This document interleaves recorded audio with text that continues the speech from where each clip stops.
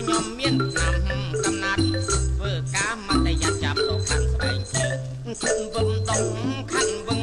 ផ្លែតភ្លឹងភ្លឹងចាំង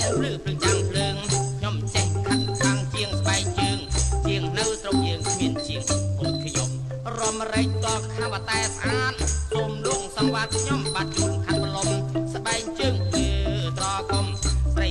ចំរំជួយស្គរលើកជើងឡើងចាំងឡើងផ្លែតភ្លឺដូចត្រង់ប៉ែតអន់តែត្រង់បវស្រីចំរំឈូឆរងស្បែកជើងល្អស្បែកជើងល្អដាច់ទីអេរីវ៉ាយ៉ាណយលេយ៉ាងកស៊ីយ៉ាតយអេរីវ៉ាយ៉ាណយលេអីមករវ៉ាខ្ញុំបានជាជាងខាងប្លែកជាងចេះចំឡែកដៃឯខាងដកខាត់ខ្ញុំមានឆ្នាំបកំណាត់ធ្វើការមកតែយ៉ាត់ចាំដកខាត់ស្បែកជើងជូនវឹងដកខាត់ឡើងវឹងផ្លែនភ្លឹង